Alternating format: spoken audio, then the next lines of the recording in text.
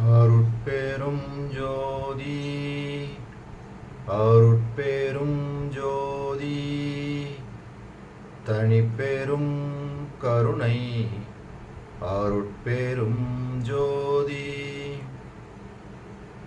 எல்லாம் செயல்கூடும் என் ஆணை அம்பலத்தே எல்லாம் வல்லான் தனையே ஏத்து. ஓம் ஸ்ரீ ராமலிங்காபயம். ஓம் ஸ்ரீ ராமலிங்காபயம். ஓம் ஸ்ரீ ராமலிங்காபயம். எல்லோருக்கும் வணக்கம். இது எனது யூடியூப் சேனலான எல்லாம் செயல்கூடும் வள்ளலார். நான் வள்ளலார் முத்து பேசுகிறேன். இன்றைய பதிவில் நாம் பிள்ளை பெரு விண்ணப்பம் என்ற தலைப்பின் கீழ் வரும் முதல் 3 பாடல்களுக்கான விளக்கத்தை பார்க்க இருக்கின்றோம். முதலில் நான் பாடல் வரிகளை படிக்கிறேன், பின்பு விளக்கத்தை பார்ப்போம். பாடல் வரிகளை படிப்பதற்கு முன்பாக பிள்ளை பெரு விண்ணப்பம் இந்த தலைப்புக்கான விளக்கத்தை முதலில் பார்த்துவிட்டு பின்பு பாடலை படிக்கலாம். அதாவது வள்ளல் பெருமான் இந்த பிள்ளை பெரு விண்ணப்பத்தில் மொத்தம் 133 பாடல்களை இயற்றியுள்ளார். இந்த பாடல்கள் அனைத்துமே பிள்ளை பருவத்தில் உண்டாகும் களங்கமில்லாத எண்ணங்களையும் இன்ப துன்ப உணர்வுகளையும் அச்ச அவல நிலைகளையும் பிற தொடர்புடைய உணர்ச்சிகளையும் அதிகமான அளவில் எடுத்தோதி மனம் தூய்மை அடைவதற்காக விண்ணப்பித்து இந்த பாடல்களை எல்லாம் இயற்றியுள்ளார். சரி, இதன் பயன் ஞான வாழ்வை மிகவும் சுலபமாக்கி, அதாவது எளிதாக்குவது. அப்போ இதில் இந்த 133 பாடல்களையும் நம்ம கருத்து ஊன்றி கவனித்து அதை நாம் படித்து காதால் கேட்டாலும் சரி, படித்தாலும் சரி, கண்டிப்பாக இது மிகப்பெரிய புண்ணியங்களையும் இந்த சன்மார்க்கத்தில் நம்ம உயர்ந்த நிலையையும் கொண்டு போகின்றதில் எந்தவித அச்சமும் கிடையாது, எந்த விதமான ஐயப்பாடுமே இல்லை. அதுதான் உண்மையும் கூட. இதெல்லாம் நம்ம படித்து கேட்குறதுக்கு நம்ம புண்ணியம் பண்ணியிருக்கணும், அதுதான் உண்மையும் கூட. ஏன்னா இதில் உள்ள கருத்துக்கள் எல்லாம் அப்படி தான் இருக்குது. மிகவும் அருமையாக அந்த பிள்ளை பருவத்தில் அவர் எப்படிலாம் நினச்சிருக்காரு அப்படின்றத நம்ம எப்படி நம்ம பிள்ளை பருவத்தில் நம்ம எப்படி இருந்தோம். நம்மெல்லாம் சிறு வயசில் பலவிதமாக வீதியில் விளையாடி சுற்றிட்டு இருந்திருக்கோம். ஆனால் அவர் எப்படி இருந்தாருன்றது அவர் சொல்ல கேட்கும்போது நம்மளுக்கே மனம் பதைக்குது. இப்படி கூட ஒருத்தரால் இருக்க முடியுமா அப்படின்ற மாதிரிலாம் இருக்குது. மிகவும் சிறப்பாக, அதாவது எந்த ஒரு இதுவுமே இல்லாமல், கள்ளம் கபடம் இல்லாமல் மனசில் அவருக்கு என்னென்னலாம் தோன்றுச்சோ அதை ஃபுல்லாக அப்படியே பதிவு பண்ணியிருக்கிறாங்க.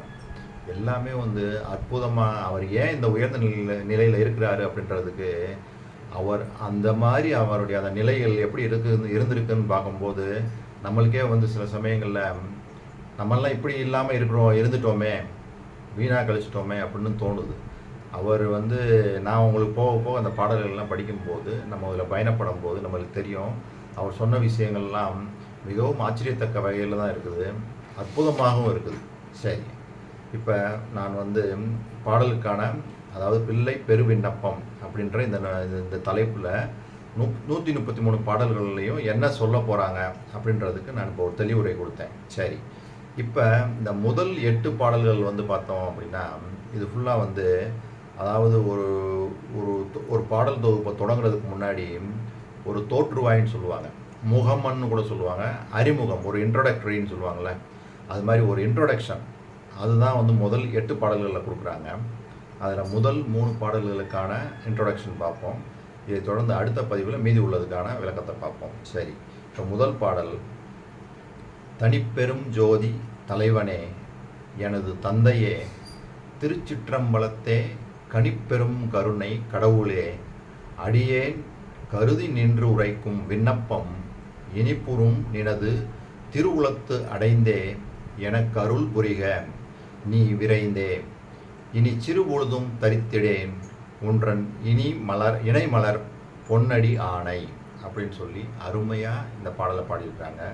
இதுக்கு விளக்கம் பார்த்தோம் அப்படின்னா, ஒப்பற்ற பெரிய ஜோதியாகிய தலைவனே, எனக்கு தந்தையே, திருச்சிற்றம்பலத்திலே எழுந்தருள்கின்ற கனிவுடைய பெரிய கருணை உருவாகிய கடவுளே, அடியவனாகிய யான் எண்ணி உரைக்கும் விண்ணப்பத்தை இனிமை மிகும் நினது திருவுளத்தின் கண் ஏற்றுக்கொண்டு எனக்கு திருவருளை விரைந்து அருளல் வேண்டும். இனி யான் சிறிதும் துயர் பொறுக்க மாட்டேன். இது நின்னுடைய இரண்டாகிய மலர் போன்ற பொன்னார் திருவடி ஆணை அப்படின்னு சொல்லி அருமையாக இந்த பாடலில் ஒரு விண்ணப்பம் வச்சுருக்கிறாங்க. அதாவது இனிமேல் வரக்கூடிய பாடல்கள் எல்லாம் நான் இப்படித்தான் என்னுடைய விண்ணப்பத்தை வைக்க போகிறேன். அதுக்கு முன்னாடி என்ன பண்ணுறாங்க, இறைவனை அந்த போற்றி புகழ்கிறாங்க. அவர் சொல்லக்கூடிய அந்த இறைவன் ஏன் அப்படி சொல்கிறாங்கன்னா, அவர் மிகவும் அந்த தாழ்ந்த நிலையில் இருக்கிறதாகவும், ஏன்னா பிள்ளை பருவம் அப்படி இருக்கிறதாகவும், கடவுள் மிகுந்த உயர்ந்த நிலையில் இருக்கிறதையும் இந்த பாடல்கள் எல்லாமே இந்த 8 பாடல்கள்லையும் அவருடைய குணநலன்கள், அவர் இருக்கக்கூடிய அந்த நிலைகளை எல்லாம் சொல்கிறாங்க. சொல்லிட்டு நான் ரொம்ப சிறியவனாக இருக்கேன், எனக்கு மனசில் தோன்ற எல்லாத்தையும் நான் உன்கிட்ட சொல்ல போகிறேன், விண்ணப்பமாக வைக்க போகிறேன், எனக்கு அருளை கொடு அப்படின்னு தான் ஒவ்வொரு பாடலையும் இனிமேல் கேட்க போகிறாங்க. அதுக்கு முன்னாடி இந்த 8 பாடல்கள்லையும் அவர் என்ன பண்ணுறாங்க, கடவுளை அவருடைய குணநலன்களை எல்லாம் உயர்த்தி சொல்லி அடுத்த வரும் பாடல்கள் எல்லாம் நான் விண்ணப்பமாக வைக்க போகிறேன், அதையெல்லாம் தயவு கூர்ந்து கேட்டு அருள் செய்யணும் அப்படின்னு தான் ஒவ்வொரு பாடலையும் சொல்ல போகிறாங்க. சரி, இப்போ 2வது பாடல்.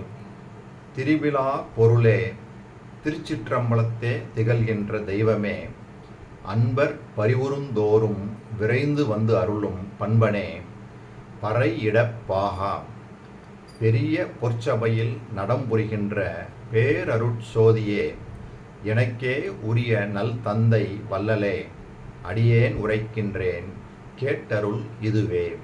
இதுதான் 2வது பாடல். இதுக்கு விளக்கம்.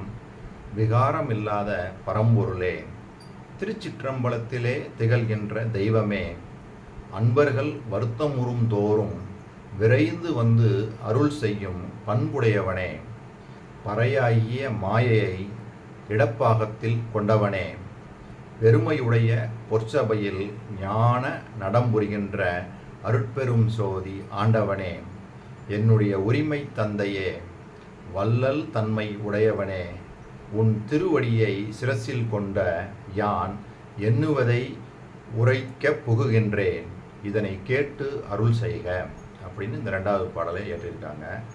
இதை தொடர்ந்து வரக்கூடிய இந்த 3வது பாடல். தானலாது இறையும் உயிர்க்கு அசைவில்லா தலைவனே, திருச்சிற்றம்பலத்தே வானலால் வேறொன்றில்லை என உரைப்ப வயங்கிய மெய் இன்ப வாழ்வே, ஊனலால் உயிரும் உளமும் உள் உணர்வும் உவப்புற இனிக்கும் தெல் அமுதே, ஞான நாடகம் செய் தந்தையே, அடியேன் நவில்கின்றேன் கேட்டருள் இதுவே. இதுக்கு விளக்கம். தன்னை அல்லாது வேறு எதனாலும் உயிர்கட்கு அசைவு உளதாக்காத தலைவனே, திருச்சிற்றம்பலத்திலே சிதாகாசமின்றி வேறே யாதும் இல்லை என அறிஞர்கள் எடுத்து உரைக்க விளங்குகின்ற மெய்மை இன்பமே, நுகர்தற்கு அமைந்த வாழ்வானவனே, உடம்பே அன்றி உயிரும் உள்ளமும் உள்ளத்துள் ஊறும் உணர்வும் மகிழ்வுற இனிக்கின்ற தெளிந்த அமுதானவனே, ஞான நாடகத்தை செய்கின்ற என் தந்தையே, நினது அடியவனாகிய யான் விண்ணப்பிக்கின்ற இதனை கேட்டு அருள்க அப்படின்னு சொல்லி அருமையாக இந்த 3 பாடல்களிலும் பாடியிருக்கிறாங்க. இதை தொடர்ந்து அடுத்த பதிவில் 5 பாடல்கள் நம்ம பார்க்க போகிறோம். அந்த பாடல்களும் இதே போன்று தான் முகமன் என்று சொல்லக்கூடிய அந்த அறிமுக உரையாகத்தான் இருக்குது. அதையும் பார்த்துட்டு அதற்கப்புறம் தொடர்ச்சியாக நம்ம இந்த 133 பாடல்களுக்கும் விளக்கத்தை பார்ப்போம். எல்லாமே அற்புதமான பாடல்கள். நான் ஏன் இதெல்லாம் அற்புதமான பாடல்கள் அப்படின்னு சொல்கிறேன் அப்படின்னா, நம்ம அதை படிக்கும்போது நம்மளுக்கு தெரியும், வள்ளல் பெருமான் இப்படி கூட ஒரு பக்தி செய்ய முடியுமா, இப்படி கூட ஒரு விண்ணப்பம் செய்ய முடியுமா என்ற அளவில் அவர் அந்த விண்ணப்பங்களை எல்லாம் செய்திருக்கிறாங்க.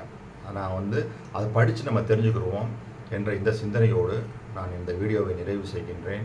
இதுவரை பொறுமை காத்து எனது வீடியோவை பார்த்த உங்களுக்கு கோடான கோடி நமஸ்காரங்களும் நன்றிகளும். அருட்பெரும் ஜோதி அருட்பெரும் ஜோதி தனிப்பெரும் கருணை அருட்பெரும் ஜோதி.